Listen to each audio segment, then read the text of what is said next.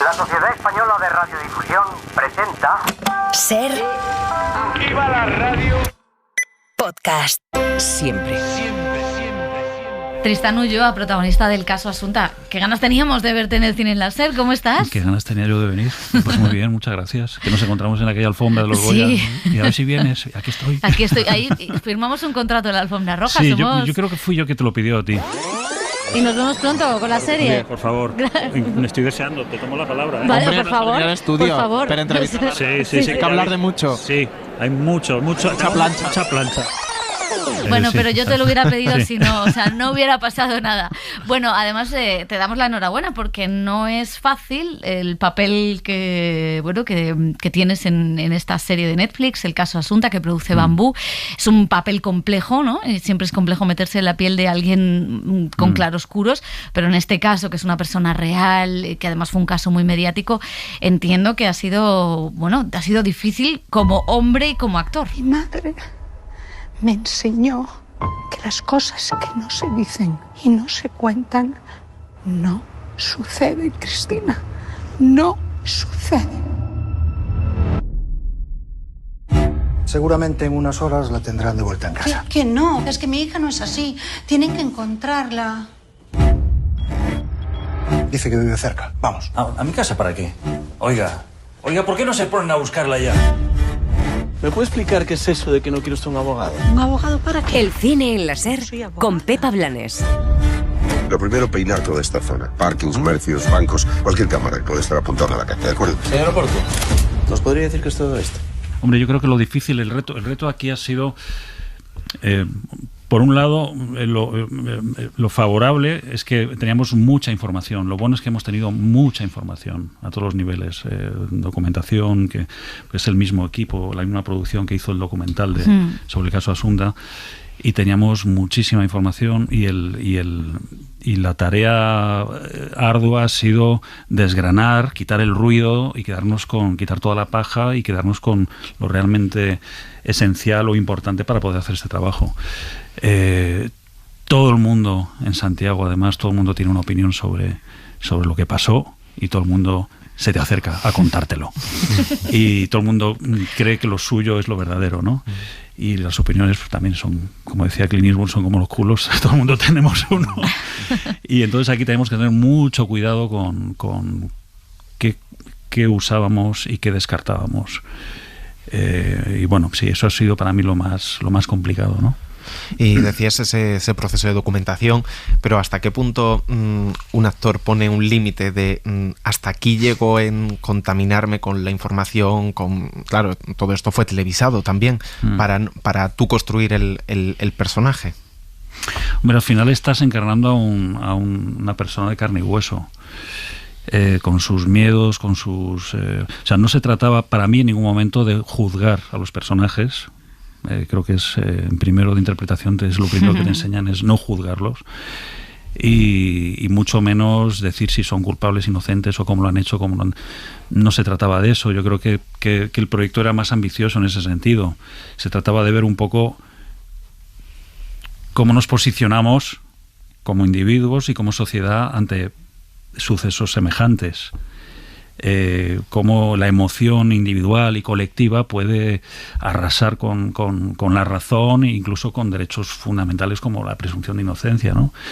Creo que hay un ejercicio de responsabilidad que todos tenemos que asumir ante algo así. Se cometieron muchas irregularidades en este caso, más allá de que fuesen culpables o inocentes, y yo creo que la reflexión de la serie va a girar en torno a eso, básicamente. ¿Hasta qué punto implicarte? Bueno, pues empatizar con un personaje que a priori puede no caerte bien, pero tienes que dejar tus filias y tus fobias aparte para poder encarnar a ese personaje, te guste o no te guste. Yo tuve muchas dudas de hacer esta historia. Yo, de hecho, al principio dije que no. Está bien reconocerlo. Sí. Pero Ramón Campos, que bueno, somos amigos, y el director Carlos Sedes y el otro director Jacobo Martínez, Nos conocemos somos del mismo equipo de Fariña, nos conocemos mucho, muy mucho además, y son buenos amigos, y digo, chico, tenemos unos mimbres alucinantes. Me enseñaron el reparto, me enseñaron el equipo técnico. Ya los conoces, nos conocemos, esto va a estar muy bien, está todo muy bien documentado, no vamos a hacer cualquier cosa.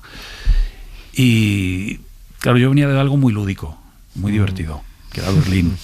Y de repente me encontré con Asunta. Era un abismo que yo hacía así, uff. Y encima yo con hijos y tal, y bueno, pues no. Y bueno, vi que los mimbres que habían iban a soportar el peso de semejante historia. Y fue tirarnos, agarrar a Candela y al resto de compañeros fantásticos que hay ahí. Alicia Borrachero, no Raúl Arévalo, Javi Gutiérrez, Carlos Blanco, o sea, no sé, me sabe fatal esto, pero me quedo siempre con la mitad en el María León, se queda en la mitad en el tintero siempre. Pero es que era imposible, por lo menos que de partida yo dijese que no.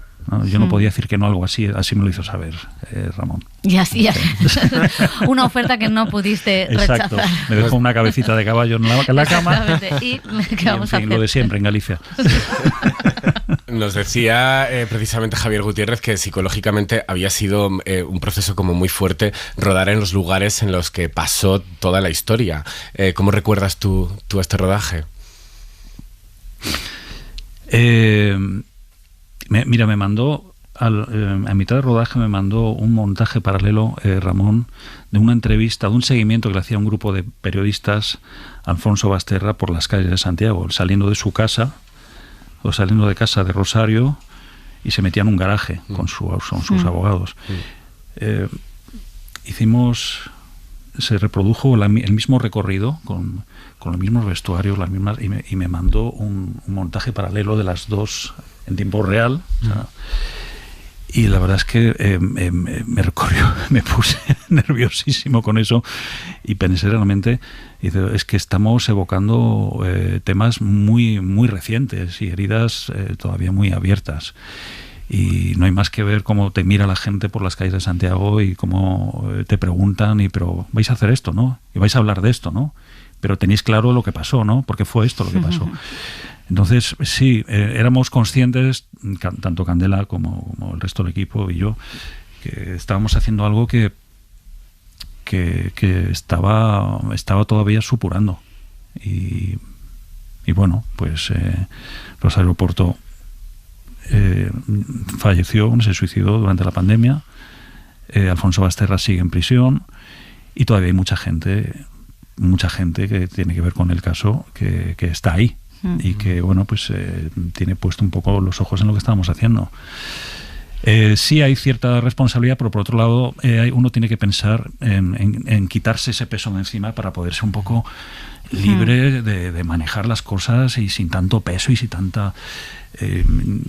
yo mi historia, mi terapia particular fue llevarme a mi familia, a mis hijos precisamente, y a mi chica, a pasar el verano allí también en Galicia mientras yo trabajaba, y para mí terminar de rodar y reencontrarme con ellos era una limpia importante. Era una toma de tierra y era decir, vale, qué bien estoy. pues es una ¿Qué edad tienen? Mi hijo tiene 15, cumple 16, y la pequeña pues tiene 7, cumple 8 este año. Sí. O sea que bueno, pasaron un buen verano al menos. Sí, pasaron un buen verano, por lo menos más fresquito que aquí. Sí.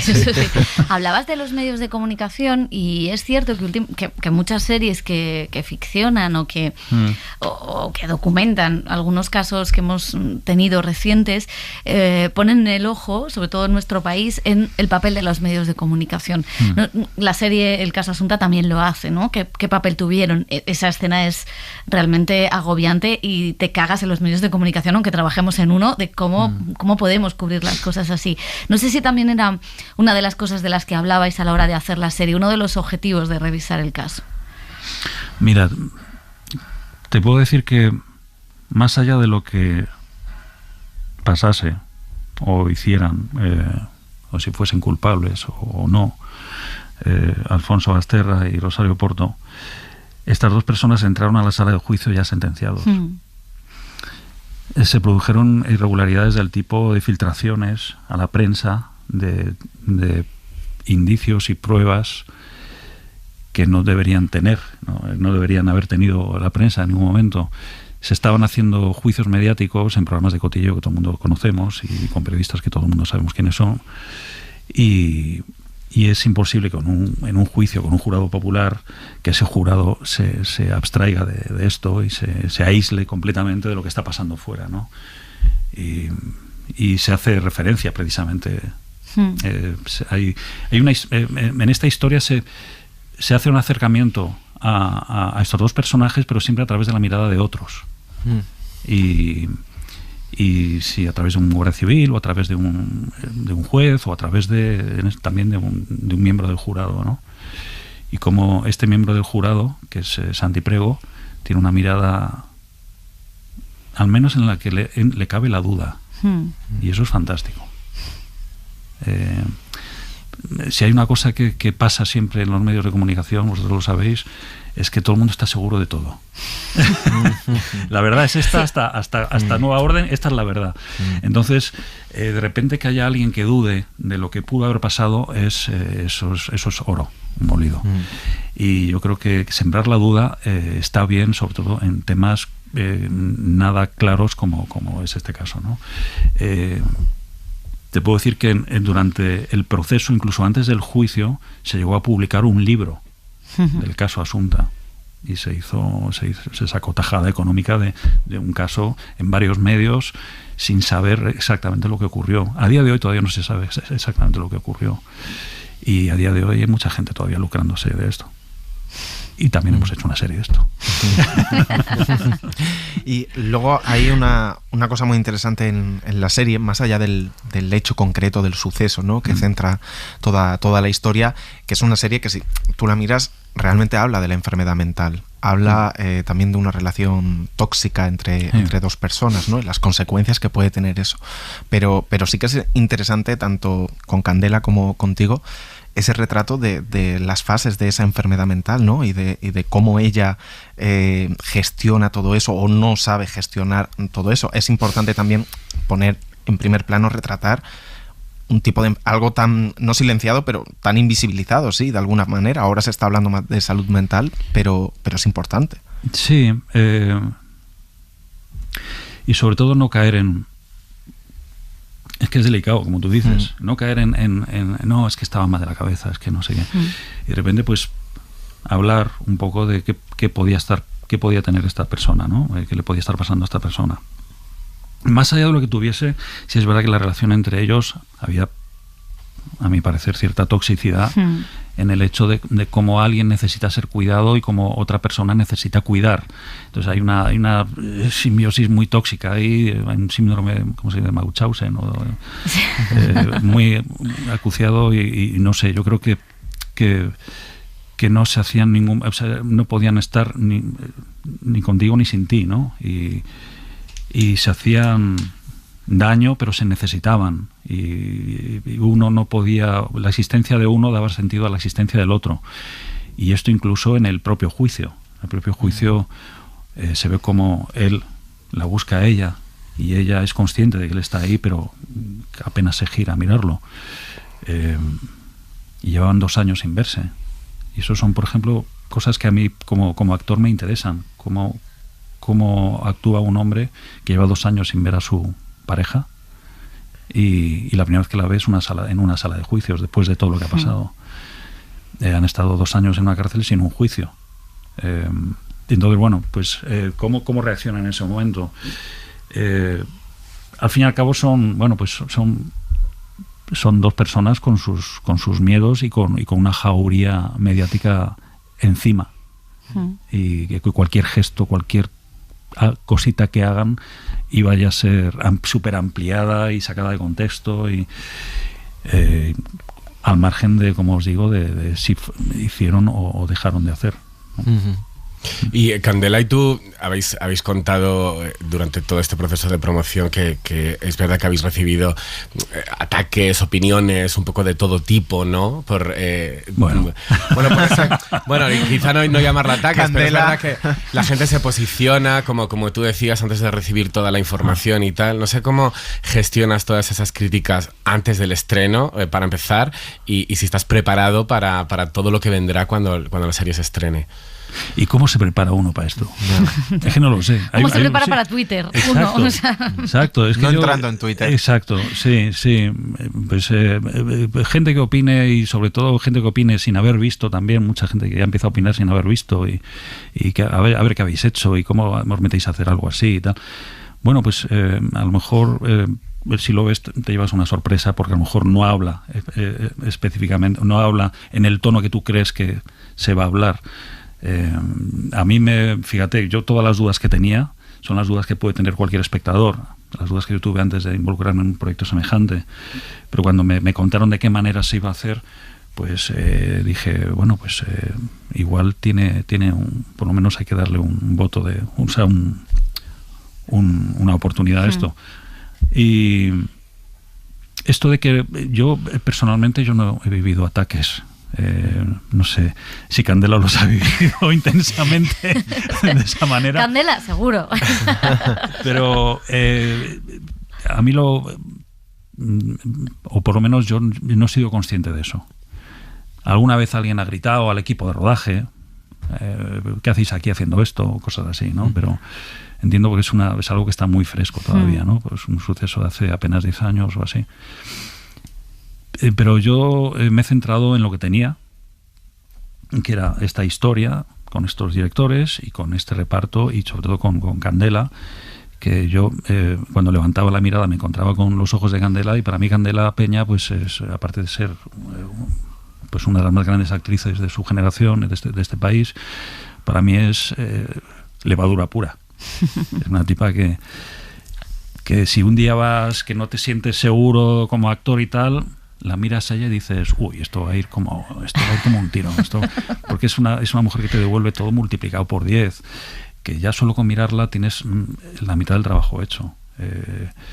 Es una pasada tener una compañera así, y en ese sentido yo he disfrutado mucho currando con ella, al igual que por supuesto que con Alicia Borrachero, con Javi Gutiérrez, con María León, pero con quien más intensidad ha tenido obviamente ha sido con Candela.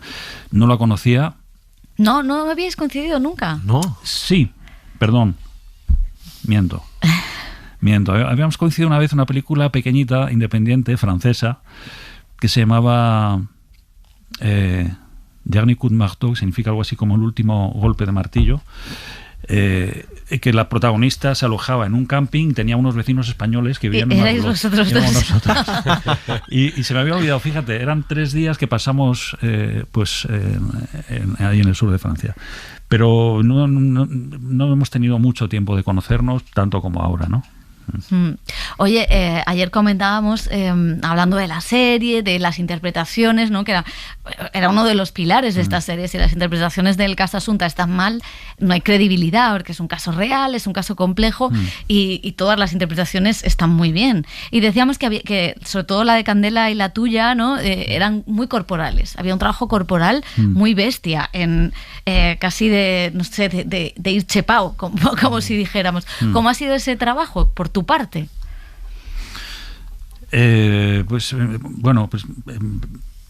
Teníamos, entre toda esa documentación que teníamos muchos vídeos y de cómo eran, de cómo caminaban, de cómo se movían, de gestualidad, intentar mimetizar ciertos gestos. Yo creo que al final, cuando tienes ese material, es muy valioso para, desde lo externo, llegar a lo mejor a lo interno, ¿no? Son caminos que puedes hacer desde dentro para afuera o de afuera para adentro. En este caso había una corporalidad que a mí me hablaba de un lenguaje y de una forma de ser y de una constricción y de una callarlo todo y de un contenerlo y tragar carros y carretas, y este hombre en algún momento tiene que saltar, en algún momento tiene que reventar eso por algún sitio, tiene que haber alguna espita en algún momento.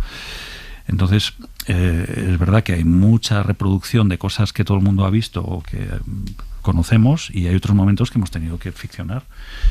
Y dentro de esa ficción, pues hemos metido pues algunas de estas espitas, algunas escenas entre Rosario y Alfonso, que eran muy en carne viva y muy a quemarropa, ¿no? Y yo tenía cierto miedo en no caer en una caricatura.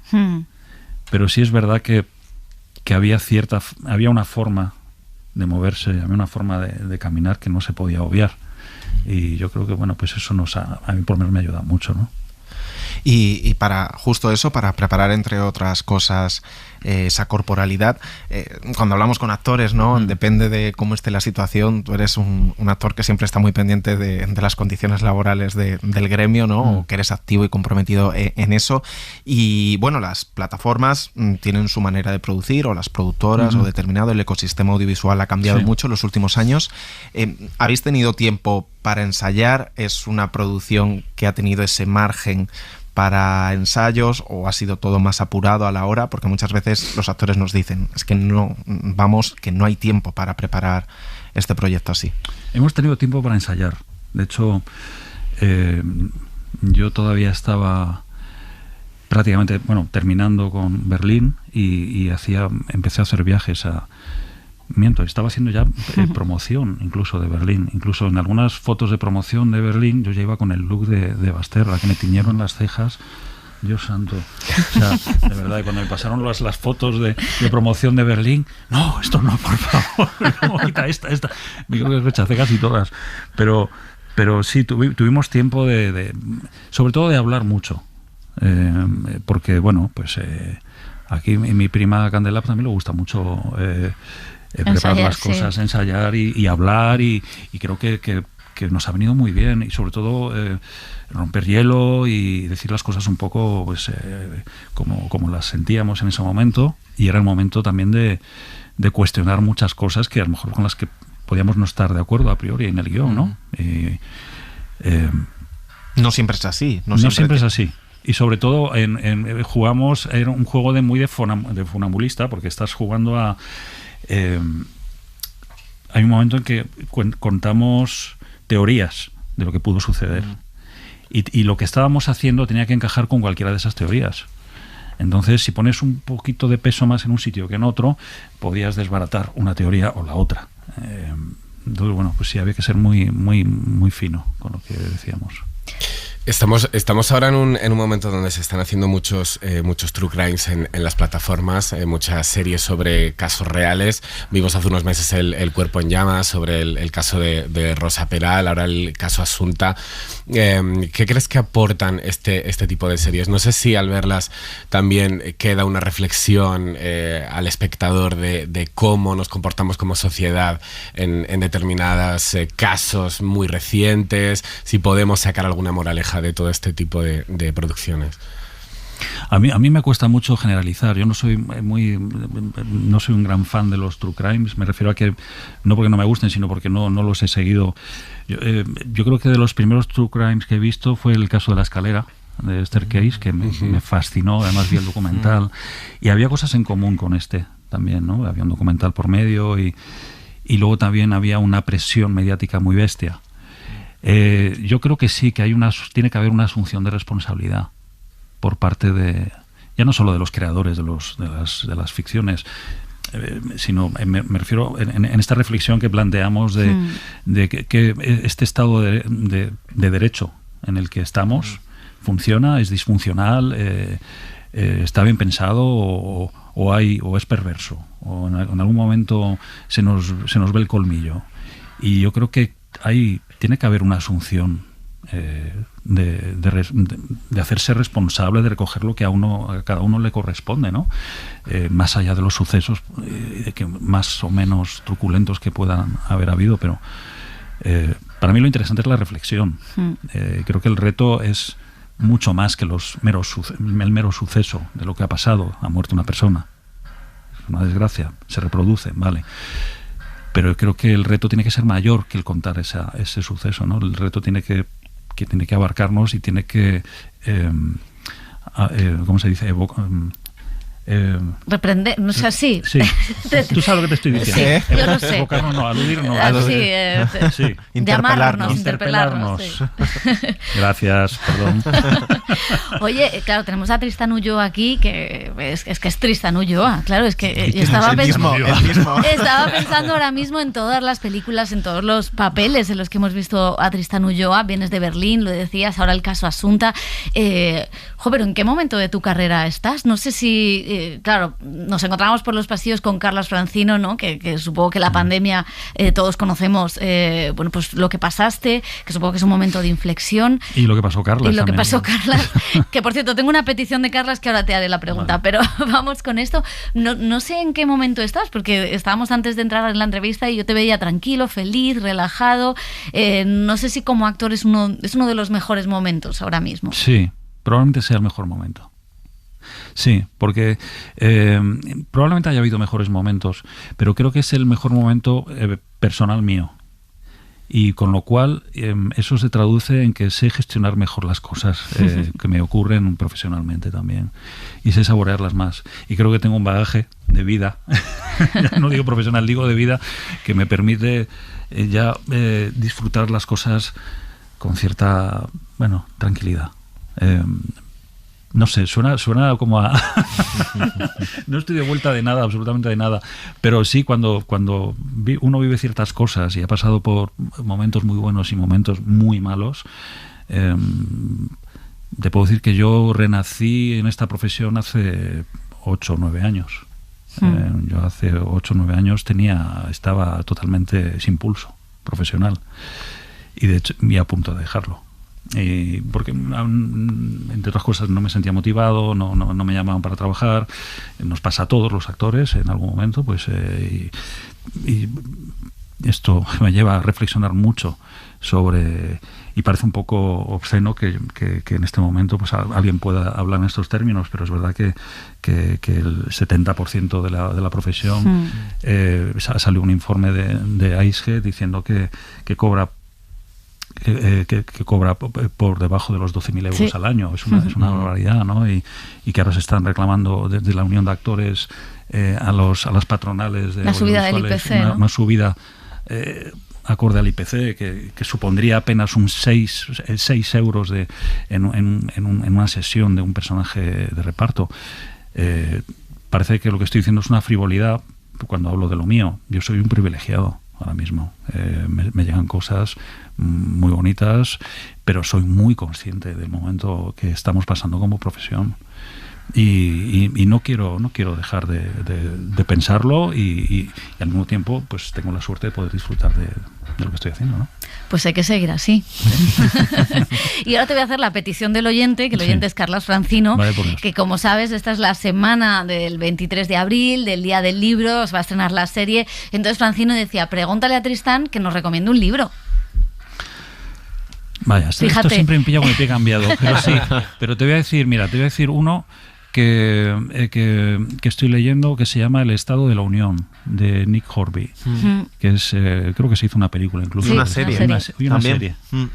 Y de repente lo estoy viendo y dice, no voy a decir nada, pero lo estoy viendo, le veo mucha teatralidad. Tiene una cosa como muy bermaniana o Woody Allen también, ¿no? Me gusta mucho, bueno, es lo que estoy leyendo ahora, pero tengo en la mesilla de noche de mucho trabajo acumulado que todavía no sé ni por dónde empezar. Sí. Pues Tristán Ulloa, ha sido un placer que estés en el Cine en la SER y nos vamos viendo.